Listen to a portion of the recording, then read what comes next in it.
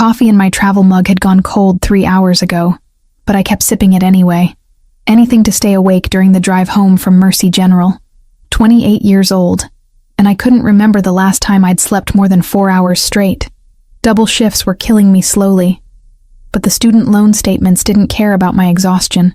2 in the morning. The parking lot stretched out empty and dark, except for the yellow security lights that barely worked half the time. My Honda was parked in the back corner where I'd left it 16 hours earlier. 16 hours of blood, screaming, a cardiac arrest in Bay 3, and an 8-year-old with a broken arm who wouldn't stop crying for his mother. I wanted my bed more than I wanted to breathe. I was halfway across the asphalt when I heard the voices.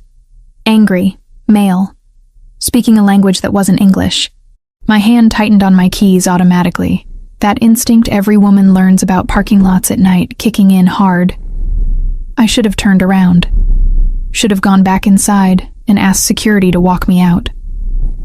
Instead, I froze. The voices came from behind a black van near the east exit.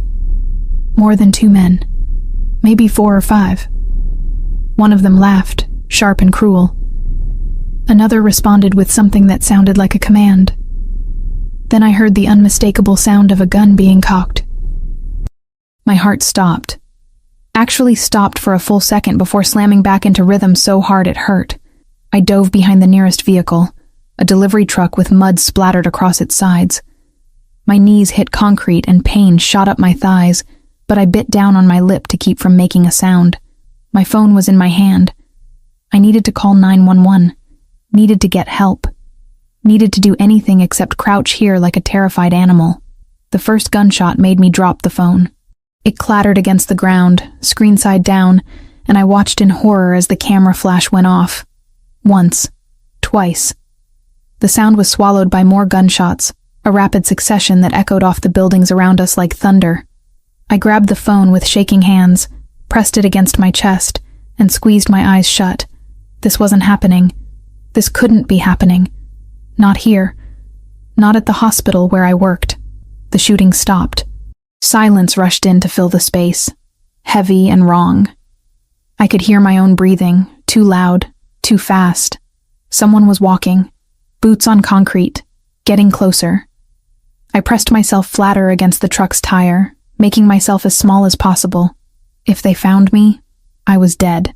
I knew that with absolute certainty.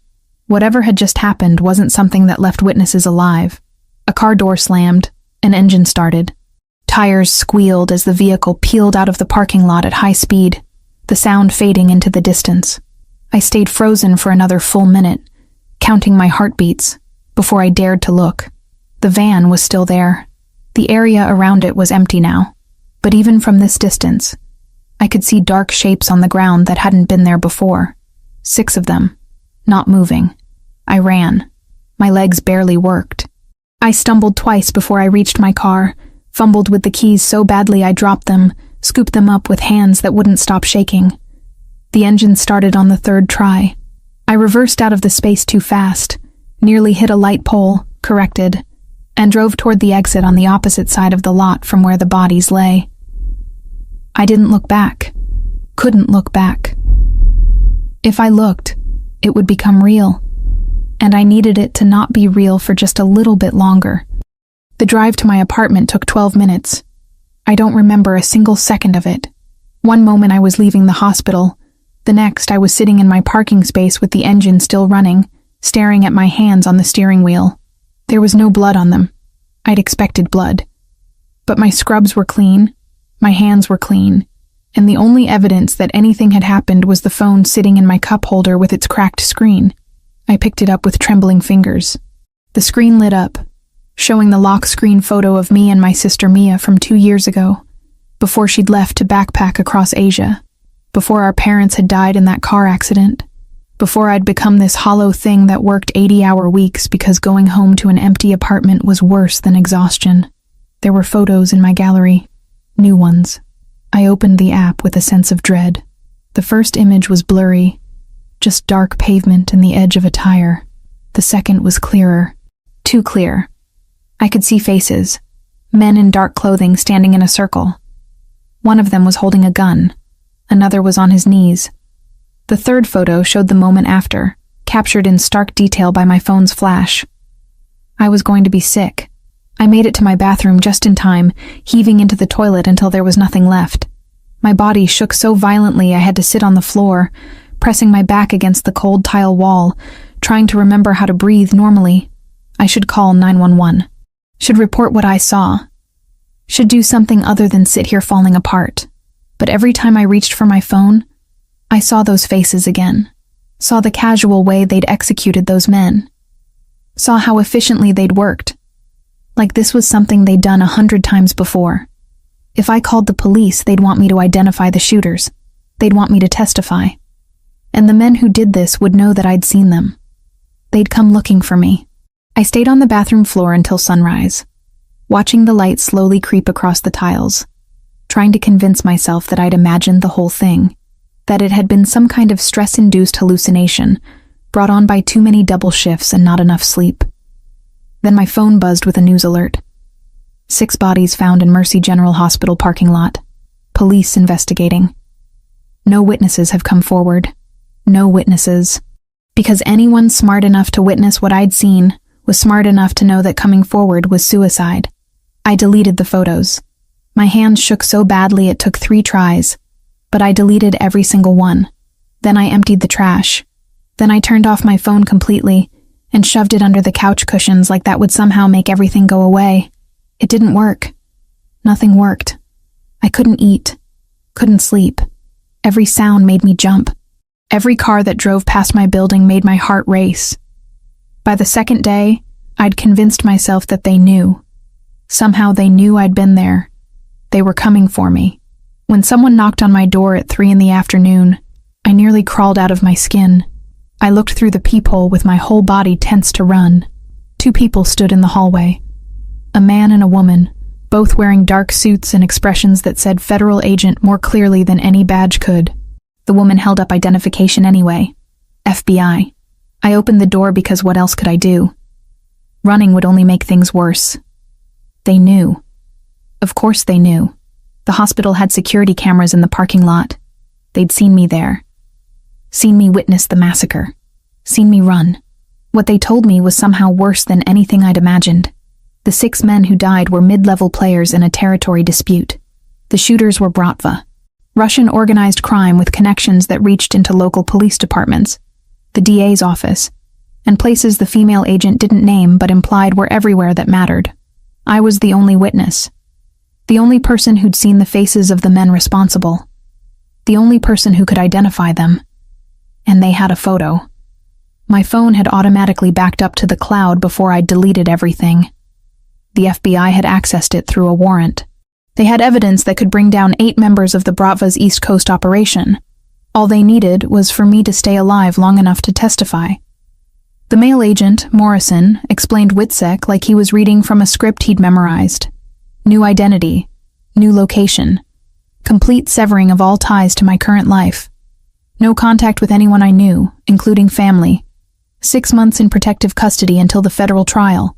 Then, if I survived, a permanent new life somewhere far away from here. The female agent asked about my family. Close friends. Romantic relationships. Anyone who would notice if I disappeared.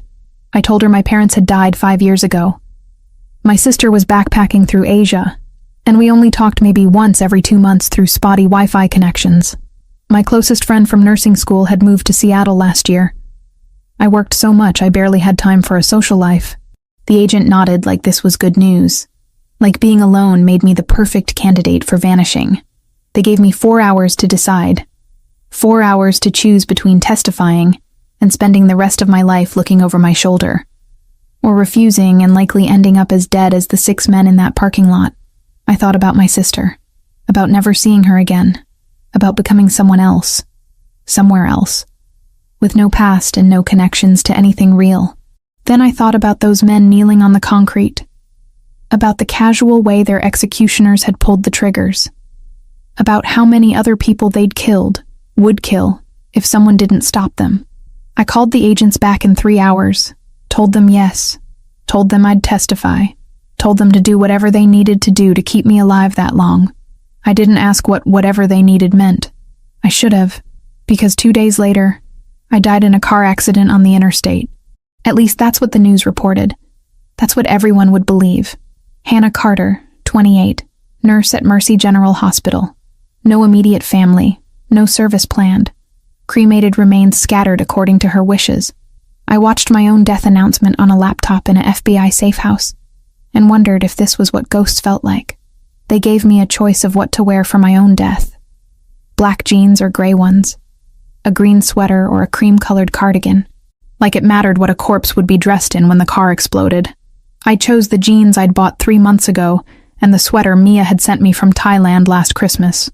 If I was going to disappear, I wanted to take something of her with me, even if it was just fabric and memories. The FBI had everything planned down to the minute. Agent Morrison drove while I sat in the passenger seat of a Honda identical to mine, watching the highway lights blur past. It was just after midnight. They'd chosen this time deliberately. Fewer witnesses, less traffic to worry about, cleaner. We drove for 40 minutes before Morrison pulled onto the shoulder of Interstate 90, about 3 miles from the state line. Another vehicle was already waiting, lights off, barely visible in the darkness. Morrison killed the engine and turned to look at me. "Last chance to back out," he said. His face was all hard angles in the dashboard light, but his eyes were almost kind. Almost. "Once we do this, Hannah Carter is gone. Forever. You understand that?" I understood. I'd spent the last 3 days understanding it. 3 days of FBI agents asking me the same questions over and over. 3 days of learning how to be Sarah Mitchell, complete with a social security number, a fabricated work history, and a birth certificate from a hospital in Idaho that had burned down 20 years ago. All the lies were easier to maintain when the source documents were ash. "I understand," I said. Morrison nodded once, sharp and final. "Then get in the other car. Don't look back at this one. Don't watch. Just get in and wait." I did what he said, climbed out of my death car and into the black SUV 50 feet away. The door closed behind me with a heavy thunk that sounded too much like a coffin lid. The driver didn't speak, didn't even look at me, just kept his eyes fixed forward while his hands rested loose on the steering wheel. Through the tinted rear window, I could see Morrison working. He'd pulled something from the trunk. The other agents, 3 of them, were positioning what looked like a mannequin in the driver's seat of the Honda. No, not a mannequin. A body. The Jane Doe they'd told me about. A woman who'd died 3 days ago from an overdose in some motel room downtown. No family. No one to claim her. No one who would miss her. She was going to be me now. Forever. I wanted to throw up again. But my stomach was already empty. I'd barely eaten in 3 days. The explosion, when it came, was quieter than I expected. A dull crump that made the SUV shake slightly. Then fire, bright orange against the black sky, consuming the Honda in seconds. The heat was so intense I could feel it through the SUV's windows even from this distance. Morrison ran back toward us, jumped into the passenger seat. "Go, now." We drove. I watched the flames shrink in the side mirror until they were just aglow on the horizon. Then nothing at all. Somewhere behind us, a state trooper was probably already calling it in. Car fire on Interstate 90. Single occupant. Identification would take time because of the damage, but eventually they'd match dental records to Hannah Carter. Eventually I'd be declared dead. The drive to Montana took 11 hours. We stopped once at a rest area where Morrison bought me a coffee I couldn't taste and a sandwich I couldn't swallow. He didn't try to make conversation, just handed me a manila folder with my new life inside and told me to memorize everything before we arrived.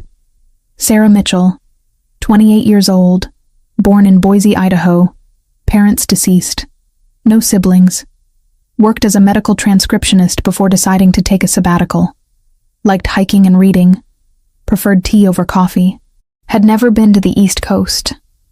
All lies. All necessary. The safe house was exactly as remote as Morrison had promised. 40 minutes past the last town that could reasonably be called a town, down a dirt road that turned to mud in places, surrounded by pine trees so thick they blocked out half the sky. The house itself was small, but newer than I expected. 2 bedrooms, 1 bathroom, a kitchen that opened into a living room with a wood-burning stove. The only decorations were generic landscape prints that could have come from any furniture store clearance section. "You'll have supplies delivered every Tuesday," Morrison explained, showing me where they'd stocked the pantry and freezer. "Someone will come by to check the generator every other week. I'll visit twice a week, Mondays and Thursdays, unless there's an emergency. You have my emergency number. Don't use it unless you absolutely have to." He showed me the panic button hidden under the kitchen counter, the reinforced door in the bedroom closet that led to a tunnel, the go bag packed with cash, documents, and a handgun I'd never fired. 6 months, he said. "That's all. Trial's scheduled for late June. You testify, we move you somewhere permanent, and this is all over. 6 months." It sounded like nothing and everything at the same time. He left before sunrise. I watched his headlights disappear down the dirt road, and then I was alone. Completely, utterly alone, in a way I'd never been before. The first week was the worst. I'd wake up disoriented, reaching for my phone before remembering I didn't have one anymore. Didn't have anything that connected me to my real life. No social media. No email. No way to contact Mia and tell her I was okay, that I was alive, that she shouldn't worry when she eventually heard about the accident. She was somewhere in Vietnam now. Or maybe Cambodia. We'd talked 6 weeks ago through a crackling video call. She'd been tan and happy, showing me the hostel where she was staying, talking about some Australian guy she'd met. I'd told her I loved her, and to be safe.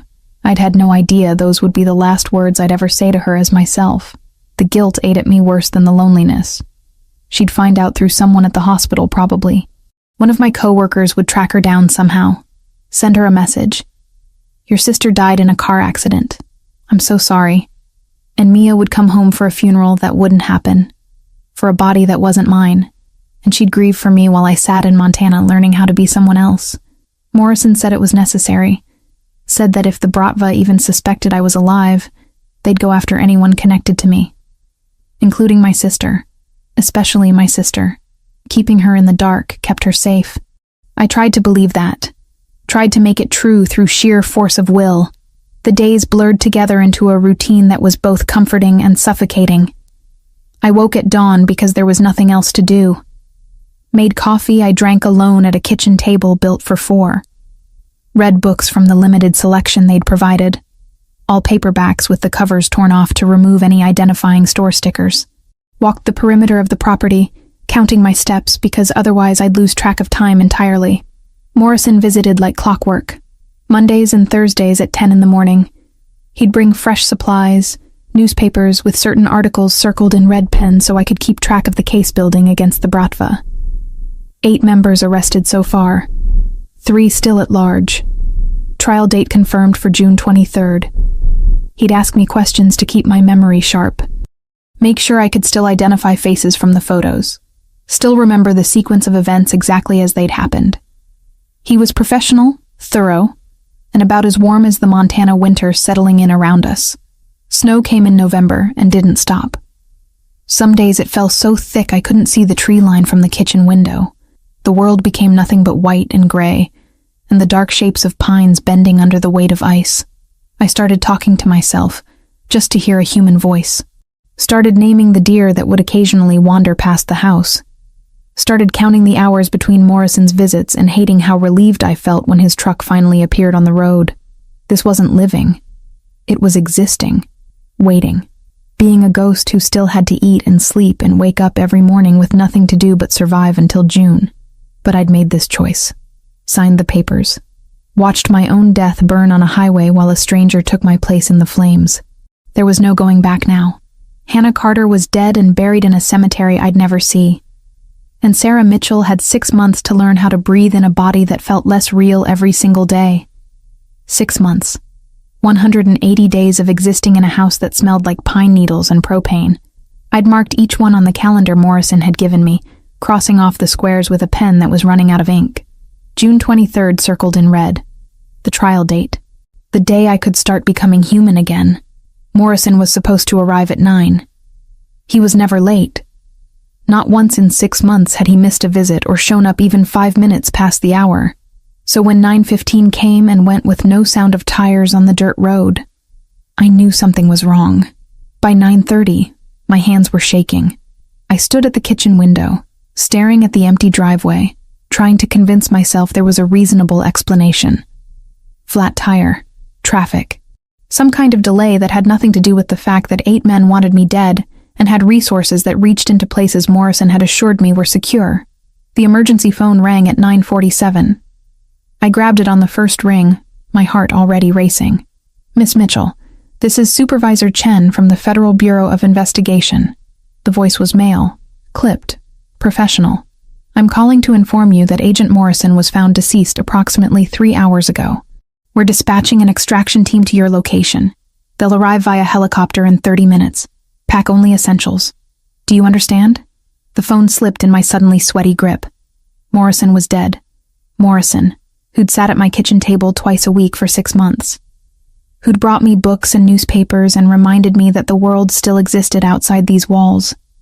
Who'd promised me that if I just held on until June, I'd get my life back. "How did he die?"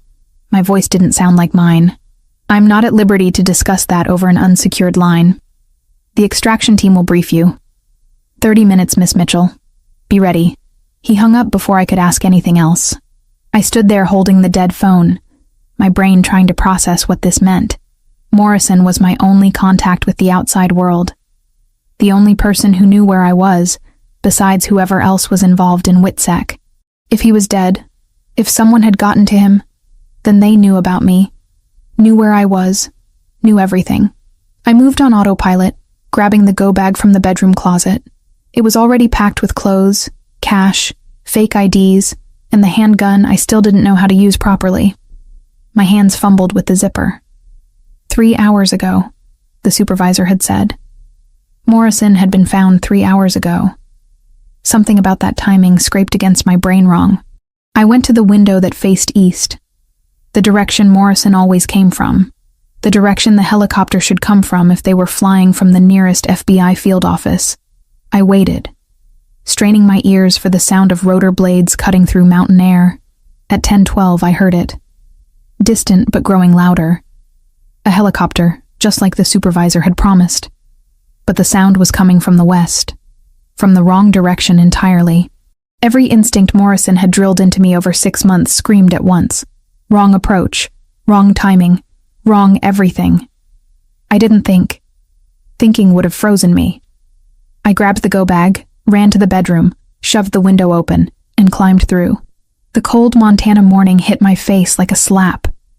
I could hear the helicopter getting closer, the thump, thump, thump of blades echoing off the mountains. The garage sat 30 yards from the house, half hidden by pine trees.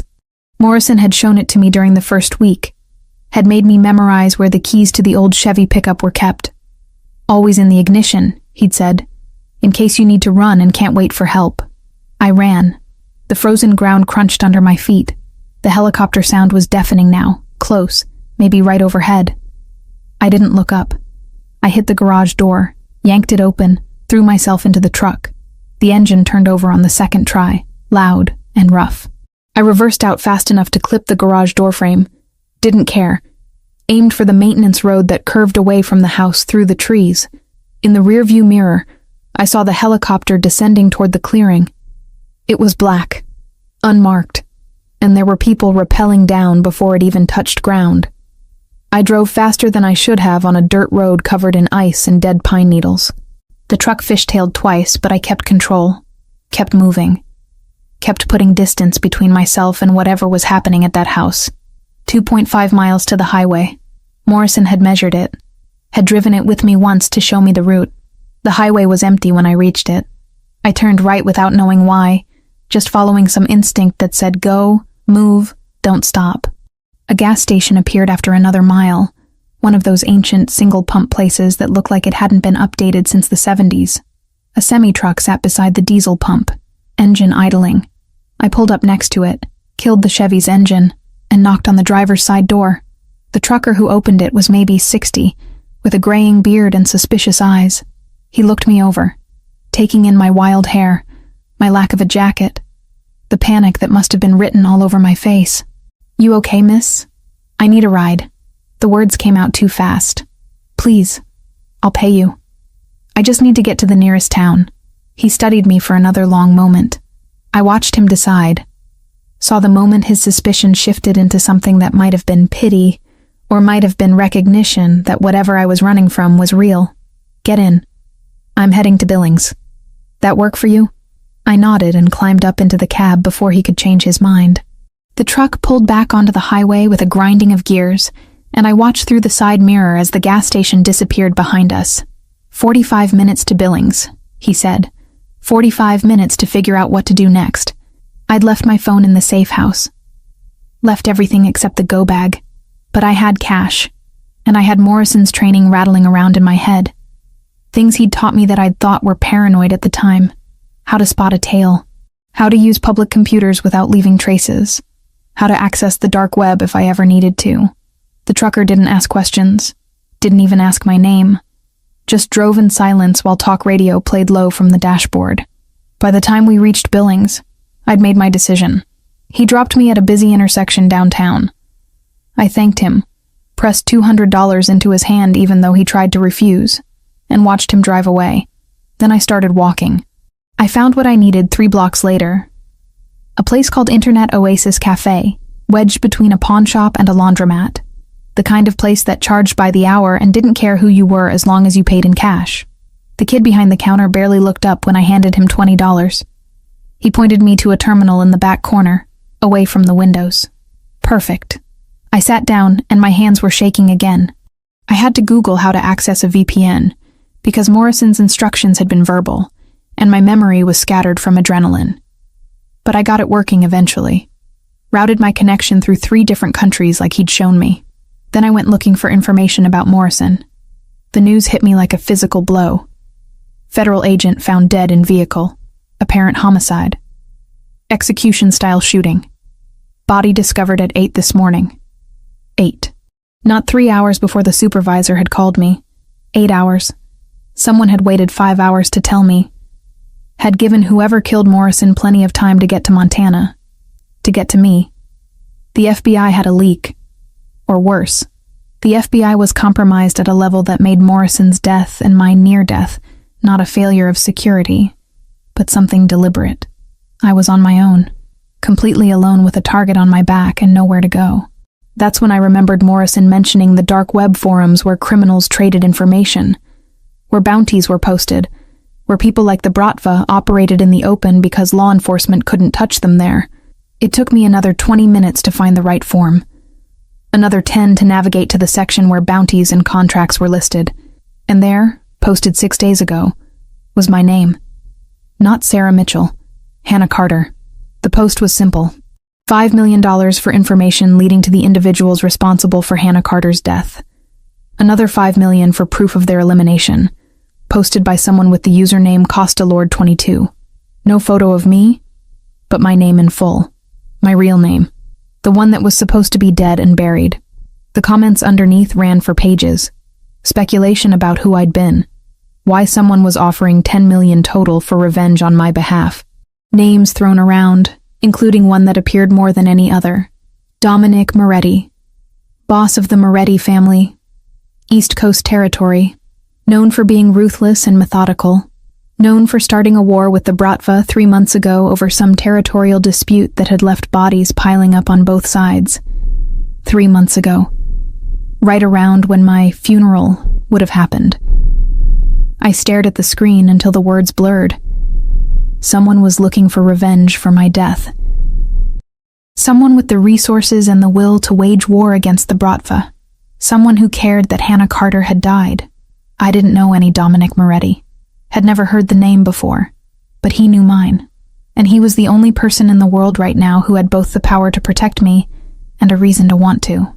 I cleared my browser history, wiped down the keyboard and mouse, and walked out of the Internet Oasis Cafe with a plan forming that was either brilliant or suicidal. Probably both. I was going to find Dominic Moretti. I was going to tell him I was alive. And I was going to pray that whoever he was, whatever had made him care about a dead stranger, was enough to keep me breathing long enough to finish what I'd started. Getting back to the city took 3 days on buses that smelled like diesel and stale coffee. I used the fake emergency IDs from my go bag, paid in cash, and kept my head down. Every time someone looked at me too long, my heart would race. Every police car we passed made my palms sweat, but nobody stopped me. Nobody questioned the woman with tangled hair and exhausted eyes traveling alone across state lines. By the time I reached familiar territory, I'd been awake for close to 60 hours straight. My body wanted to collapse. My mind wouldn't let it.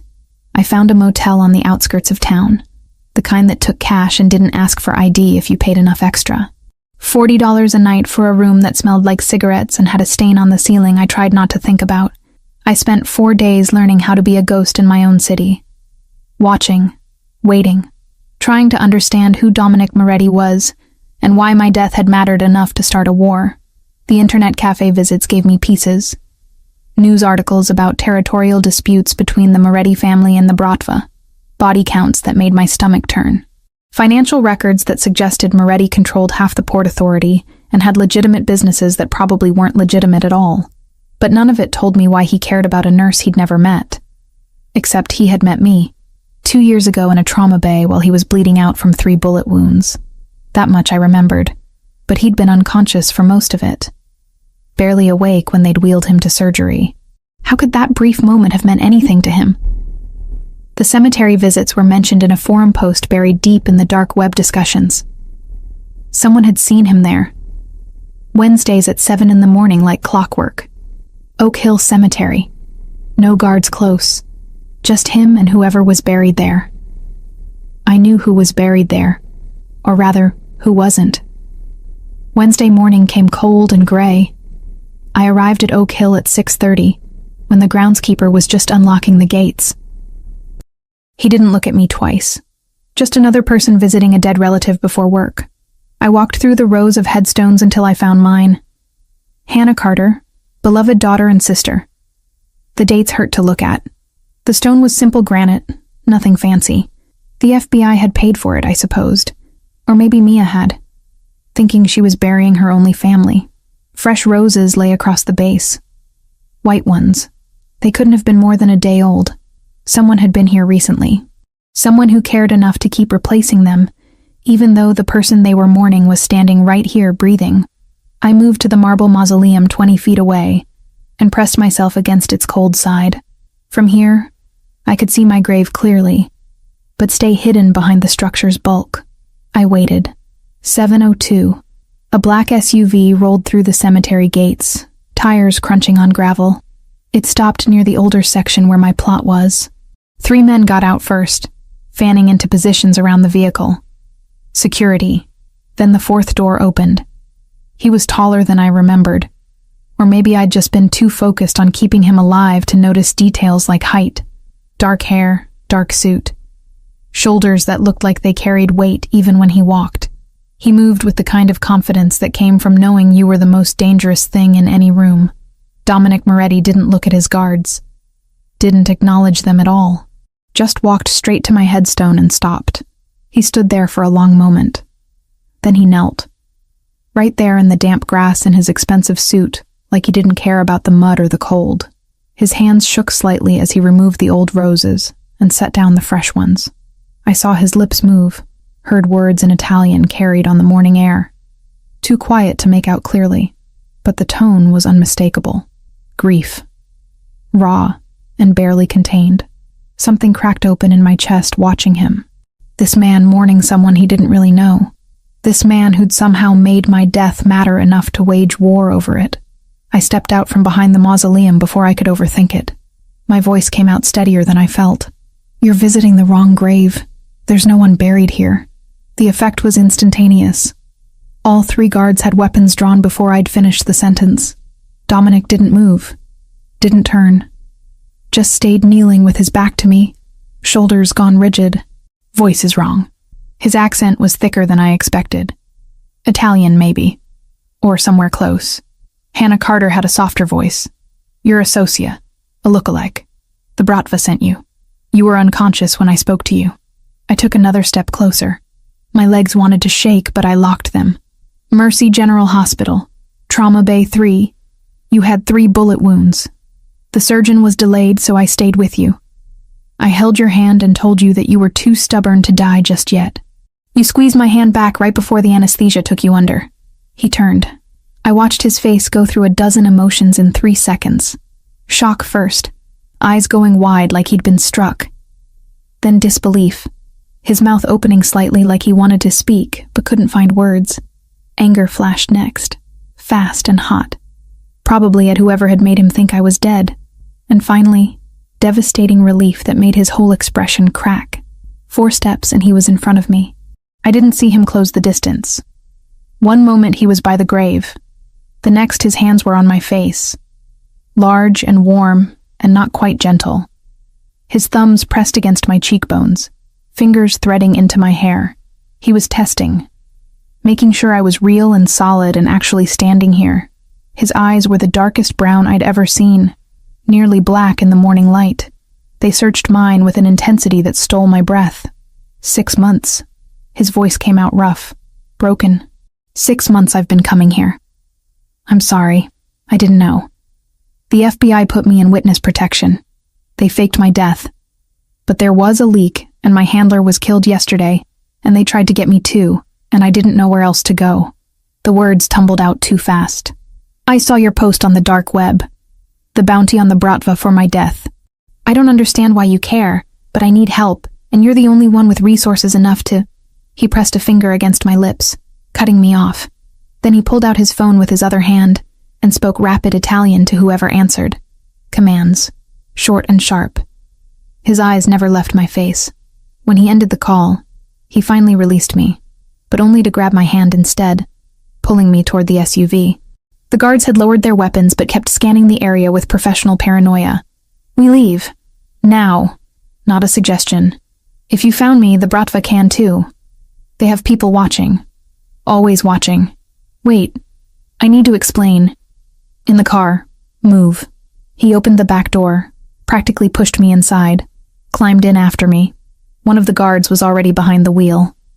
The SUV was moving before Dominic's door fully closed. I twisted to look at him in the dim interior. He was staring at me like I might disappear if he looked away. One hand still held mine, gripped tight enough to be uncomfortable. Like he was anchoring me to reality through sheer physical pressure. How long have you known? I asked. About me. About what happened that night at the hospital. His jaw clenched. A month after your accident. I was investigating the massacre on my territory. The FBI had scrubbed your records, but my people found old files. Saw your photo. I recognized you immediately. The nurse who saved my life. His thumb moved across my knuckles in an absent gesture. When I discovered you'd died in my territory, that you'd been killed because you witnessed violence in my world. He broke off, looked away. The guilt was unbearable. You saved me, and I failed to protect you. You didn't know I existed. I should have. Fierce. Angry at himself. I spent 2 years searching for you. Every hospital on the East Coast. Every lead. And when I finally found you, you were already in the ground. His eyes came back to mine. Or so I believed. The Bratva stole that from me. From both of us. So I took everything from them in return. The car sped through early morning traffic. Running lights that should have been red. Nobody stopped us. Nobody dared. I was in a vehicle with a crime boss and his armed guards, being taken to an unknown location. And somehow I felt safer than I had in 6 months. Maybe that made me crazy. Or maybe it just made me desperate. We drove for 20 minutes before pulling up to gates that opened automatically. A mansion appeared through morning mist, all modern lines and bulletproof glass. Armed men patrolled the grounds. Cameras tracked our vehicle. This wasn't a home. It was a fortress. Dominic helped me out, hand at the small of my back, guiding me toward the entrance. His touch burned through my thin jacket. You'll stay here, he said as we walked. Under my protection, until we eliminate the threat permanently. No one touches what's mine. And Hannah Carter, you've been mine since the moment you refused to let me die. The guest suite was larger than my entire apartment had been. Floor-to-ceiling windows overlooked grounds that seemed to stretch forever, patrolled by armed men who moved like shadows. The bed could have slept 4 people comfortably. Everything was done in shades of cream and soft gray. Expensive, but not ostentatious. Beautiful in a way that made me feel like I was dirtying it just by existing. I stood in the middle of the room for a full minute after Dominic left, trying to process the fact that this was real, that I was standing in a crime boss's mansion, under his protection, because he'd been mourning me for 6 months. A knock interrupted my spiraling thoughts.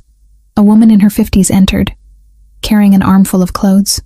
She introduced herself as Maria, the housekeeper, and proceeded to show me where everything was. The bathroom had a tub deep enough to drown in.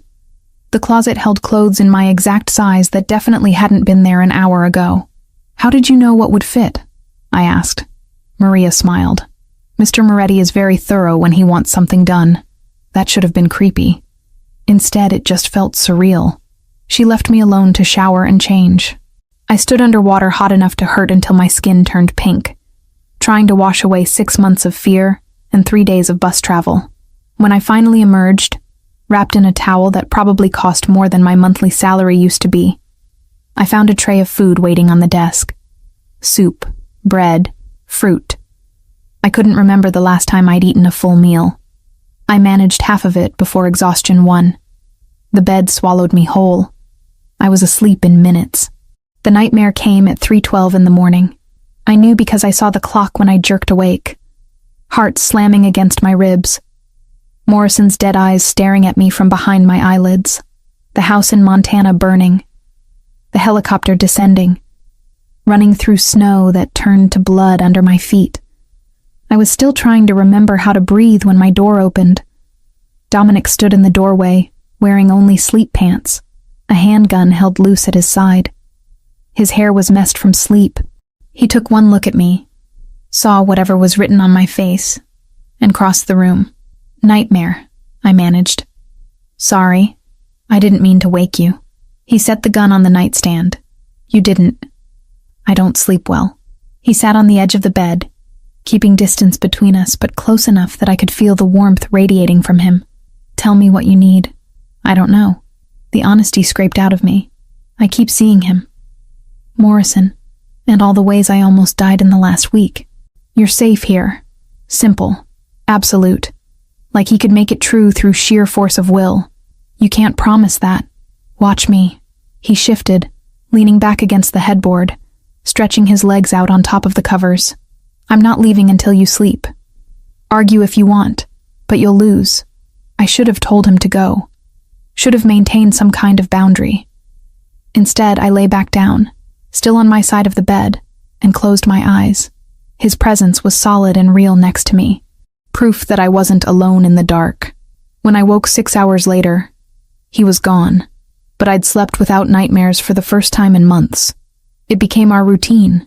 Every night at 3 or 3:30, I'd wake up choking on fear. Every night, Dominic would appear within minutes. Sometimes he'd talk, telling me about nothing important in that accented voice. Sometimes he'd just sit there, a silent anchor, but he always stayed until I fell back asleep.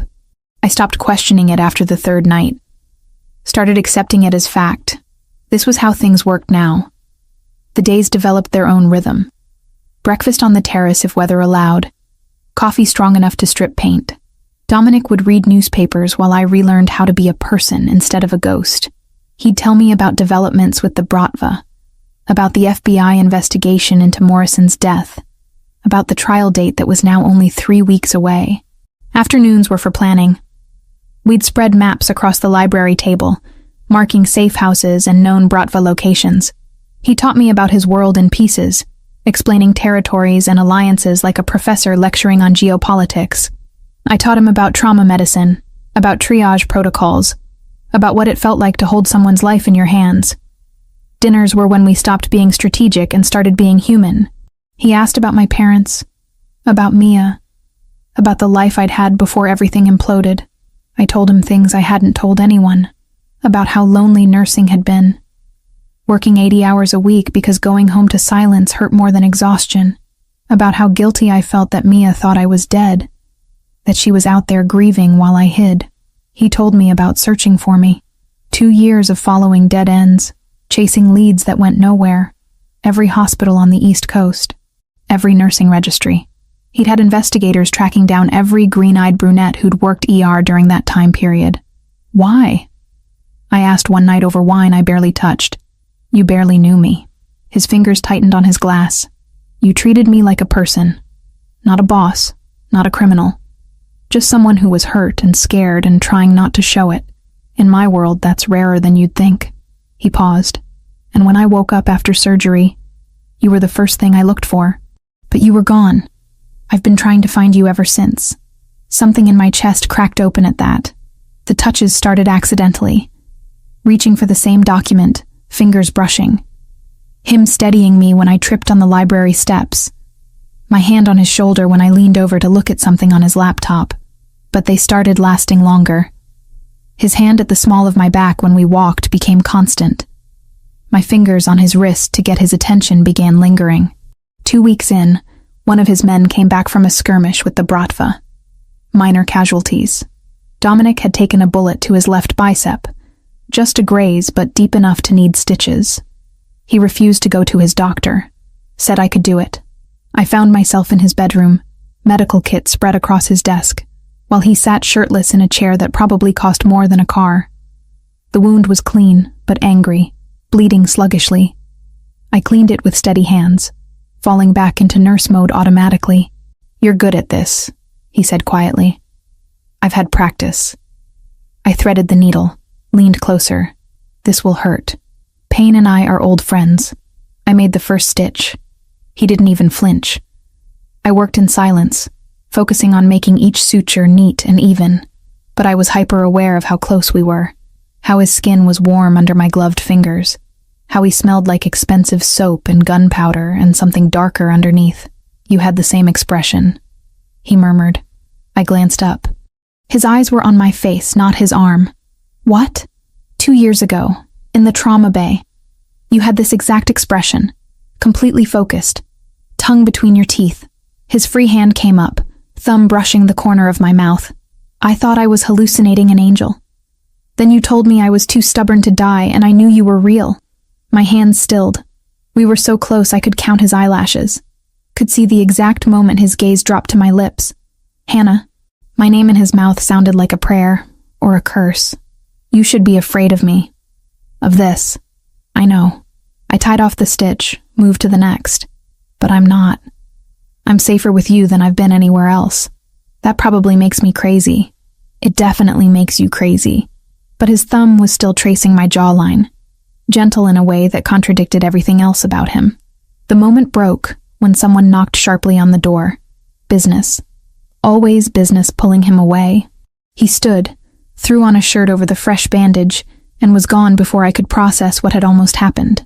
I sat there in his bedroom for a long time after, trying to understand when exactly I'd stopped seeing Dominic Moretti as a dangerous criminal and started seeing him as just Dominic, the man who stayed up with me during nightmares, who told me stories about his mother teaching him to make pasta from scratch, who looked at me like I was something precious instead of a problem to solve.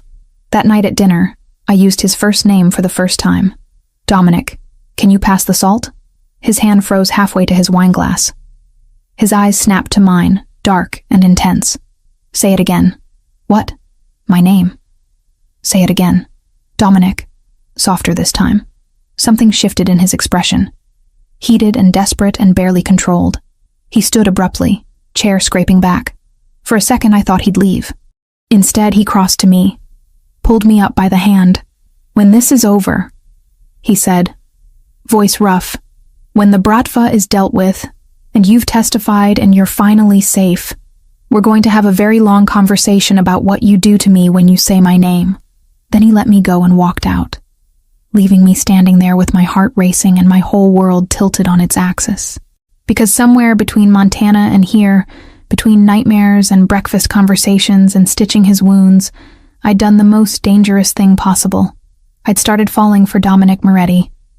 And from the look in his eyes, he was falling just as hard. The news came during breakfast on day 21.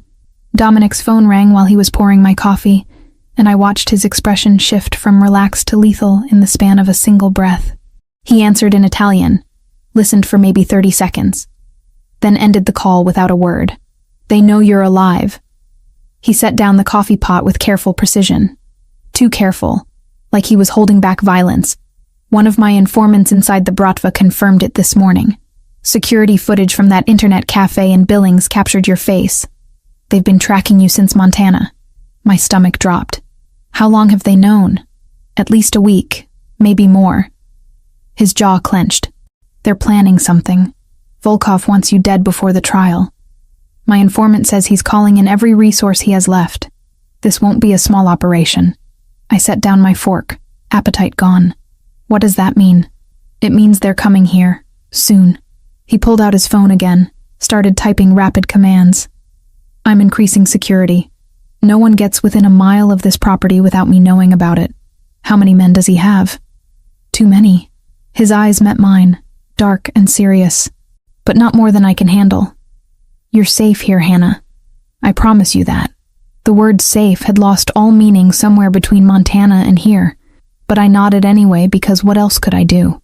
By afternoon, the mansion had transformed into a military compound. I counted at least 15 additional guards patrolling the grounds. New cameras appeared on every corner. Dominic spent hours in his office coordinating with his security team, his voice a low rumble through the closed door. I hated feeling useless. Hated sitting in the guest suite while everyone else prepared for war. When Dominic finally emerged at 6, looking exhausted, I was waiting for him in the hallway. Teach me to shoot. He stopped mid-stride. What? You heard me. I'm not sitting around being protected while everyone else fights. I need to know how to defend myself. Hannah, you don't need to... Yes, I do.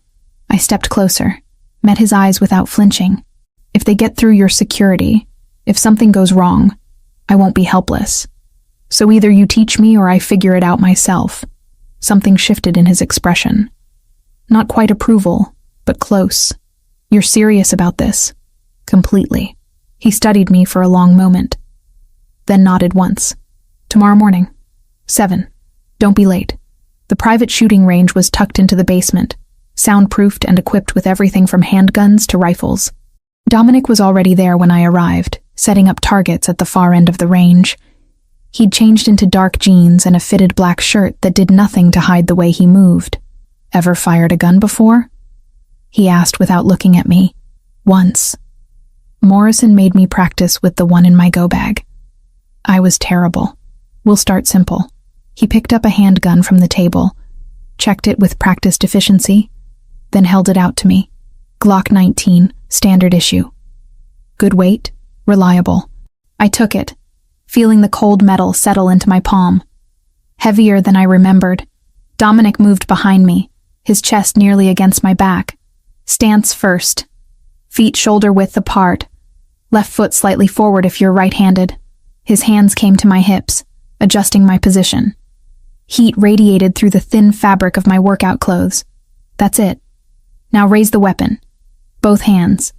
Left supports right. I lifted the gun, trying to ignore how close he was, how I could feel his breath against my neck when he leaned in to check my grip. Fingers here. He adjusted my hold, his hands covering mine. Firm, but not tight. You're strangling it. Sorry. Don't apologize. Just relax. His voice dropped lower, mouth close to my ear. Breathe. Feel the weight. Get comfortable with it. I tried. Really tried. But having Dominic pressed against my back, his hands guiding mine, his voice washing over me, made concentration nearly impossible. Now sight down the barrel. See that target? He adjusted my arms slightly, bringing them up. Center mass. Always aim center mass. Bigger target, better chance of hitting. What if I miss?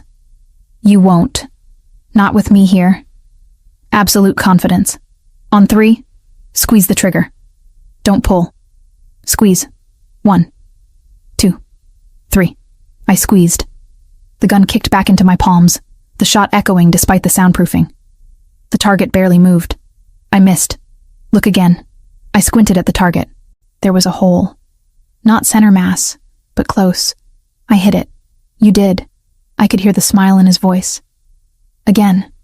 Same stance. Remember to breathe. We spent 2 hours there. By the end, my arms ached and my ears rang despite the protection, but I could hit center mass 8 times out of 10. Dominic never moved far, always close enough to adjust my stance or grip. His touch professional, but lingering just slightly too long to be purely instructional. When we finally stopped, I set down the gun, and turned to find him watching me with an expression I couldn't quite read. "You're a fast learner. I'm motivated." I wiped sweat from my forehead. "Thank you for teaching me, Hannah." He stepped closer, eliminating the careful distance he'd been maintaining. "If it comes to a fight, I need you to promise me something." "What?" "You run. You don't try to be a hero. You don't try to help. You take the escape route I showed you, and you run until you can't run anymore." His hand came up, cupping my jaw. "Please, I can't fight them if I'm worried about protecting you." The vulnerability in his voice cracked something open in my chest. "I'll run, I promise." The days that followed were strange, tense but also oddly intimate. We fell into a rhythm that felt dangerously domestic. Morning shooting practice, afternoon strategy sessions, evening dinners where we talked about everything except the impending attack. One night, music drifted from somewhere in the mansion. Old jazz, slow and sultry. Dominic found me in the library, lost in a book I wasn't actually reading. "Dance with me." I looked up. "What?" "Dance. With me." He held out his hand. "We might not get another chance." The honesty in those words made my throat tight. I took his hand.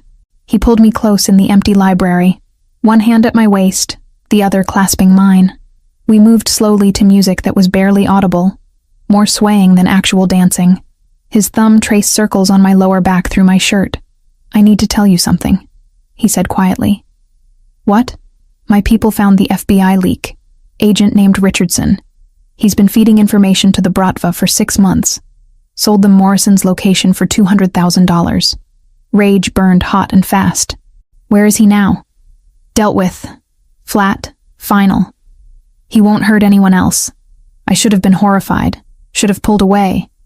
Instead, I just pressed closer. "Good. There's more. The FBI knows you're alive. They want you back in custody. Trial's in 3 weeks. They're demanding I turn you over." My heart stuttered. "What did you tell them?" "No. Simple. Absolute.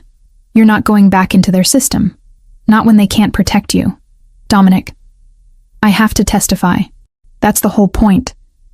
If I don't, those men go free and Morrison died for nothing. We'll find another way." His hand tightened on my waist. "I won't lose you again. Not to them. Not to anyone. This isn't sustainable. Hiding here waiting for them to attack. Sooner or later. I know." He stopped moving. Looked down at me with eyes that burned.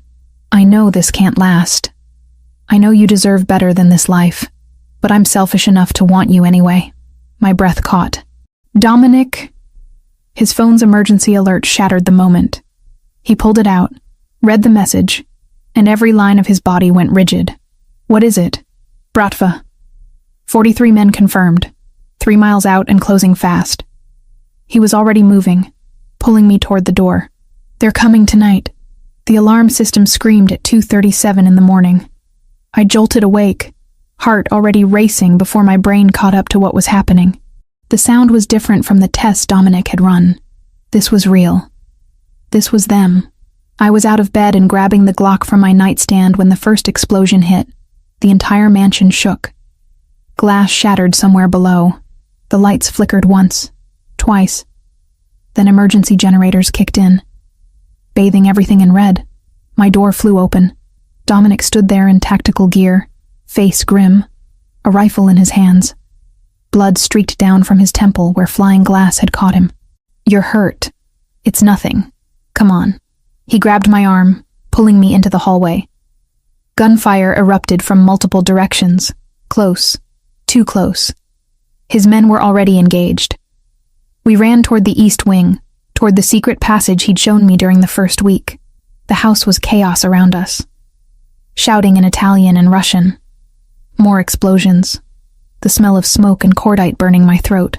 He shoved open the door to what looked like a linen closet, revealing stairs leading down. "Go. Now? Not without you. Hannah." His voice was steel. "I can't fight them if I'm worried about you getting shot. Please, I need you safe." Another explosion. Closer this time. The floor beneath us trembled. I could hear footsteps thundering through the halls. Too many of them. They'd breached multiple points. "I'll take position at the entrance." I pulled out the Glock, checked it like he'd taught me. "I won't leave. But I won't be helpless either. Something flashed in his eyes. Not anger. Pride, maybe. Or fear. He nodded once. Stay in cover. Shoot anyone who isn't me or my men coming through that door. I will. We went down the stairs together. The bunker was exactly as he described it. Reinforced concrete walls, supplies for weeks, a single entrance that could be defended by one person if necessary. I took position behind a concrete barrier that gave me clear line of sight to the door, while keeping me mostly protected. Dominic turned to leave. I caught his wrist. Wait. He looked back at me. This man who'd mourned me for 6 months, who'd taught me to shoot and stayed through my nightmares, and looked at me like I was something precious.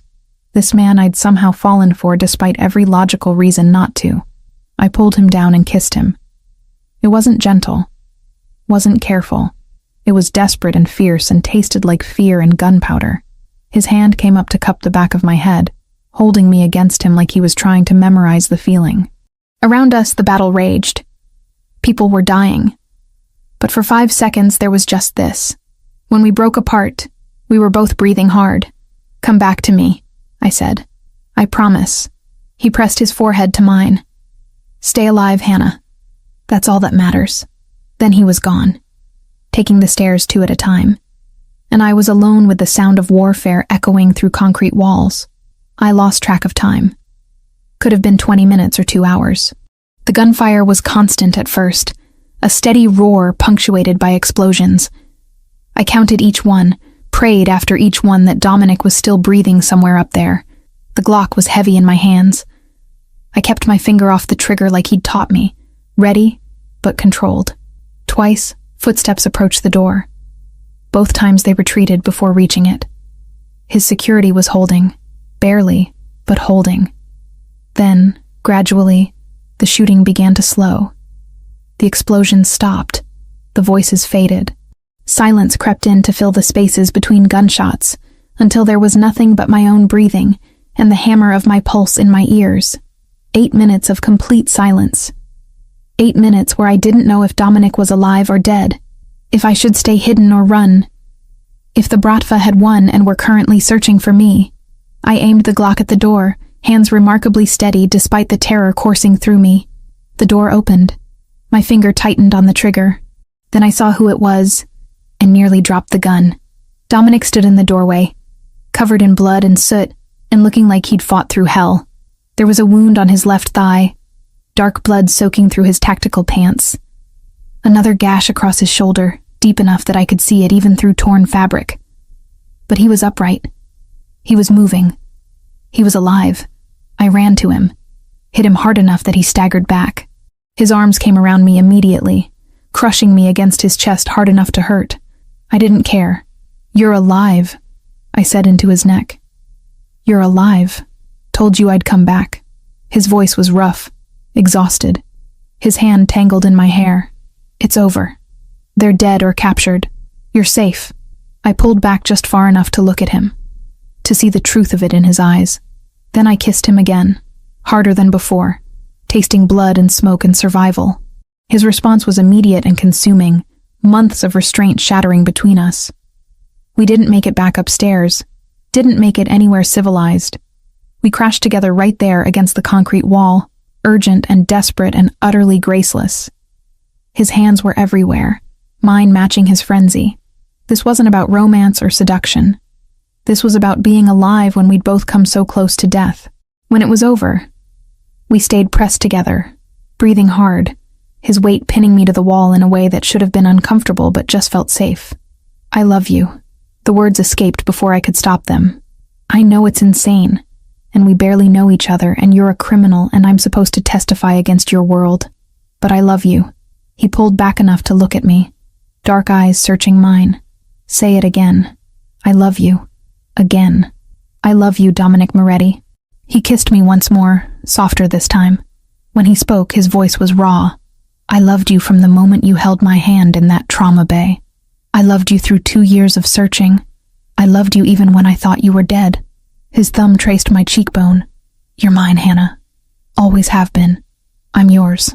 We stayed like that until reality intruded in the form of footsteps on the stairs. One of his men appeared, tactfully averting his eyes. "Boss, FBI is 10 minutes out. We have 14 Bratva prisoners. 9 of our men dead, 12 wounded. Volkov escaped, but he's hit. Left a blood trail." Dominic's whole demeanor shifted, became the boss again. "Get the wounded medical attention. Secure the prisoners. Have our lawyer en route." He looked at me. "We need to move. The FBI will want you." "I have to testify." I straightened my clothes, tried to look like I hadn't just fallen apart. "That's non-negotiable. The trial is in 3 weeks. If I don't show up, those men walk free, and Morrison died for nothing." His jaw clenched. "I'm not letting them take you into protective custody. Not after this. Then we negotiate." I touched his face, making him look at me. "We find a way that keeps me alive and puts them in prison. Together." He stared at me for a long moment, then nodded once. Together, we emerged from the bunker into dawn light filtering through broken windows. The mansion was destroyed. Bullet holes pocked every wall. Blood stained the marble floors. Bodies were being moved, covered with sheets. His men moved with efficient purpose despite their injuries. In the distance, I could hear sirens. The FBI was coming. The real world was crashing back in, demanding answers and justice and consequences. But as Dominic's hand found mine, our fingers interlacing, I knew we'd face it together. Whatever came next, we'd survived the worst. We'd survived each other. The FBI arrived with enough firepower to start their own war. 8 black SUVs, 2 tactical vans, and more armed agents than I could count. Special Agent Catherine Walsh stepped out of the lead vehicle, surveying the destruction of Dominic's mansion with cold efficiency. Bullet holes pocked every surface. Bodies were still being covered. The morning sun illuminated carnage that would take weeks to clean up properly. She found us in what used to be Dominic's office, surrounded by his lawyers and enough legal documents to fill a truck. I'd changed out of my blood-stained clothes into something Maria had brought me, but I still felt the weight of the battle on my skin. "Miss Carter." Walsh's tone was carefully neutral. "You're alive, and you're under arrest for obstruction of justice, fleeing federal custody, and associating with known criminals." Dominic's hand tightened on mine. His lawyer, Victoria Strand, stepped forward before either of us could respond. She was a woman in her 50s, with silver hair pulled back severely and eyes that could cut glass. "My client is willing to cooperate fully with the Bureau. However, we have terms." Walsh's eyebrow rose. "Your client doesn't get to make terms. She fled Witsec, got an agent killed, and has been living with a known crime boss for 3 weeks. Morrison's death wasn't her fault," I said, finding my voice. "Your leak got him killed. Your compromised system nearly got me killed. And without me, your case against the Bratva falls apart completely." Victoria nodded approvingly. "Miss Carter is correct. Those 8 men you arrested 6 months ago walk free without her testimony. Sergei Volkov continues operating unchecked. And Morrison's sacrifice means nothing. The standoff lasted 3 hours. We sat in Dominic's destroyed office while Victoria negotiated like a gladiator in a courtroom, laying out exactly what we wanted. Protection for me that didn't involve the compromised Witsec system. Limited immunity for Dominic's cooperation in capturing Volkov. Guarantee that after I testified, I'd be free to live my life without federal supervision hanging over my head forever. What we offered in return was substantial. Dominic's intelligence network had tracked Volkov to a safe house in the industrial district. He was wounded from the battle, weakened, and desperate. The kind of desperate that made men dangerous, but also careless. Dominic would help them set a trap using his resources and knowledge of Volkov's remaining contacts. I would be the bait that drew him out. Walsh wanted to refuse. I could see it in the tension of her jaw, the way her fingers drummed against her tactical vest. But she also knew we had leverage she couldn't match. Without me, months of investigation evaporated. Without Dominic's help, Volkov would disappear into whatever hole the Bratva had prepared for emergencies. The agreement was signed at dawn, witnessed by federal attorneys and Dominic's legal team. I had 72 hours to prepare for the operation that would end this permanently. Dominic's backup safe house became Operation Headquarters. It was smaller than the mansion, but just as secure, tucked into a residential area where armed guards would have attracted attention. FBI agents worked alongside his men with the kind of tension that came from natural enemies forced into cooperation. I watched them circle each other like wolves, maintaining careful distance, never quite turning their backs. I spent those 3 days being wired, briefed, and taught how to leave a digital trail that Volkov's people could follow without making it obvious. Agent Walsh ran me through scenarios until I could recite my cover story in my sleep. I was Hannah Carter, desperate and alone, trying to broker a deal for my permanent disappearance in exchange for destroying the evidence I had against the Bratva. "You need to sell it," Walsh said during one of our practice sessions. "Volkov's smart, paranoid. If he smells a trap, he disappears and we lose our chance. I can sell it." I met her eyes. "I've been selling being someone else for 8 months. I know how to lie convincingly." Something shifted in her expression. Not quite respect, but acknowledgement. "Morrison said you were stronger than you looked." I'm starting to see what he meant. The mention of Morrison hurt. It would always hurt. But it also reminded me why I was doing this. The nights were harder than the days. Dominic would find me on the balcony of the safe house, staring at city lights, and trying not to think about all the ways the operation could go wrong. "You don't have to do this." He stood behind me the night before, close enough that I could feel his warmth.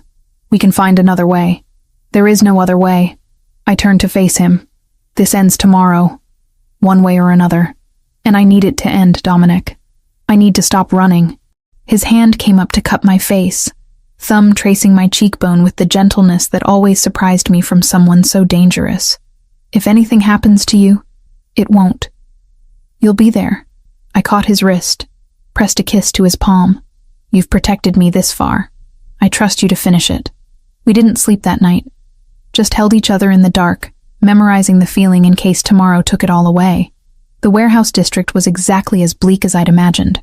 Rusted metal buildings stretched for blocks, windows broken or boarded up, concrete stained with decades of industrial waste. The transmitter hidden under my jacket felt like it weighed 1,000 pounds. The wire taped to my ribs itched, but I couldn't scratch it without giving away that I was being monitored.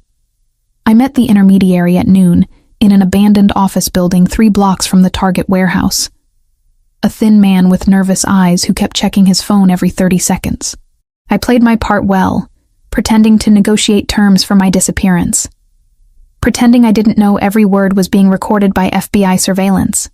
He left after 20 minutes. The trap was set. Now we waited. Volkov took the bait 6 hours later, exactly as Dominic had predicted.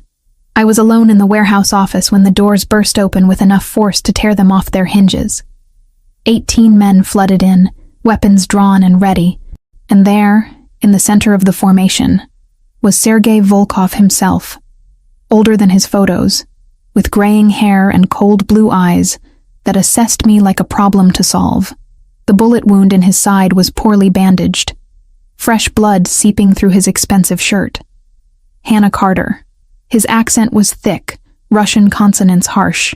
"You've caused me considerable trouble." I kept my hands visible, kept my voice steady. "Funny. I was going to say the same about you." He smiled without humor. Brave words from a dead woman. "Tell me, how did you survive Montana? My people were very thorough. Your people were amateurs compared to Agent Morrison's training." "Not entirely a lie. I've been surviving your attempts to kill me for 8 months. I'm tired of it. So you want to make a deal." He circled me slowly, predator assessing prey. "You want to disappear. Start a new life somewhere your testimony can't reach my people. I want to live. That's all. Whatever it takes." His hand moved faster than I expected, grabbing my jaw hard enough to hurt. "And if I simply kill you here, end this problem permanently, then you lose your insurance." I forced the words out despite his grip. "I have copies of everything. Photos, testimony, locations. If I don't check in every 12 hours, it all goes to every news outlet on the East Coast." It was a bluff, but it was a good one. He released me, stepped back, considered, then nodded to one of his men. "Search her." My heart hammered as rough hands patted me down. They found the transmitter immediately, found the wire. Volkov's expression darkened. "FBI." He spat the word like a curse. "You stupid girl. You think they'll protect you?"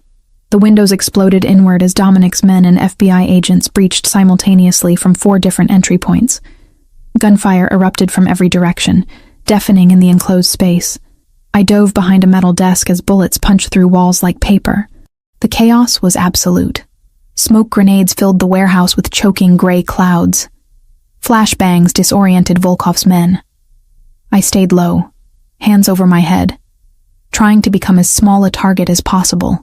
Through the smoke and confusion, I saw Dominic. He moved with lethal precision, each shot deliberate and final. His men coordinated seamlessly with FBI tactical teams despite their mutual distrust. They were professionals, and right now they shared a common goal. Volkov's forces were being cut down systematically. I counted bodies falling, heard screams cut short. This was what Dominic's world really looked like. Not the mansion or the quiet dinners, but this. Blood, and violence, and death. Then I saw the sniper. He was on the catwalk above, rifle trained downward, following Dominic's movements, waiting for the perfect shot. Dominic hadn't seen him. No one had seen him in the chaos. My body moved before my brain caught up. I lunged forward, screaming his name. Dominic, above! I hit him hard enough to knock him sideways. The shot rang out, impossibly loud. Something hot and sharp sliced across my shoulder as the bullet ricocheted off metal pipes behind us.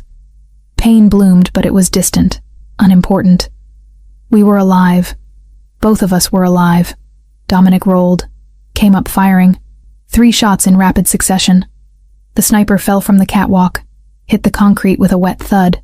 Then Dominic turned to where Volkov was trying to escape through a side exit, moving fast despite his wound. Their eyes met across the warehouse floor. No words, just acknowledgement that this was the end of a war that had cost dozens of lives. Dominic's shot took him in the chest. Volkov went down. Stayed down. The FBI arrested 12 survivors. Walsh herself zip-tied them while reading rights in a voice like ice. I spent 4 hours in a hospital getting the gash on my shoulder cleaned and bandaged. Superficial, the doctor said. The bullet's ricochet had only caught me with a metal fragment, not the bullet itself. I'd been incredibly lucky. Dominic never left my side. Not during the hospital stay. Not during the FBI debriefing that lasted until midnight. Not during the endless paperwork that followed as Victoria negotiated the final terms of our agreement. 3 weeks later, I stood in federal court and testified for 5 days straight. I walked the jury through everything. The massacre in the hospital parking lot, the photos I'd accidentally taken, the faces of the men who'd executed 6 people like it, meant nothing. I answered every question the prosecution asked, stayed calm under cross-examination, and never once looked at the defendants. Volkov, recovering from surgery in a federal medical facility, took a plea deal on day 3. Facing death penalty, he gave up names and locations and enough information to dismantle the Bratva's East Coast operation entirely. All 8 defendants were convicted. Life sentences for 6 of them. Death penalty for 2. I walked out of that courtroom a free woman for the first time in nearly a year. 6 months after that, I woke up in Dominic's arms in a penthouse overlooking the city. My city. The one I'd thought I'd lost forever. My new life had emerged from the ashes of the old one. I worked at a private medical clinic now, discreet and well-paying, catering to people who needed medical care without questions. Some of them were probably Dominic's people. I didn't ask. Dominic was slowly, painfully legitimizing his business interests. It was a process measured in years, not months, but he was trying. For me, for us, for a future that might actually last. Wednesday morning found us at Oak Hill Cemetery, as dawn painted the sky in shades of pink and gold. Early enough that morning, mist still clung to the ground like ghosts. Dominic placed fresh white roses on the grave that had never held a body, just as he'd done every Wednesday for over a year now. "Why do you still come here?" I asked, my hand warm in his.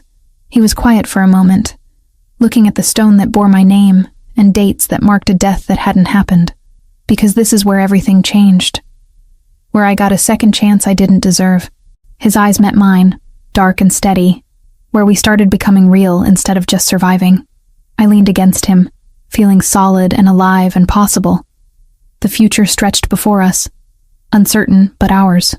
Where do we go from here? Anywhere you want. He kissed the top of my head, then my temple, then my lips, soft and sure, as long as it's together. We walked out of the cemetery hand in hand, leaving behind the ghost I'd been and the man he'd mourned. The life we'd built was complicated, and probably dangerous, and definitely not what either of us had planned, but it was ours. Hard-won, and fierce, and absolutely real.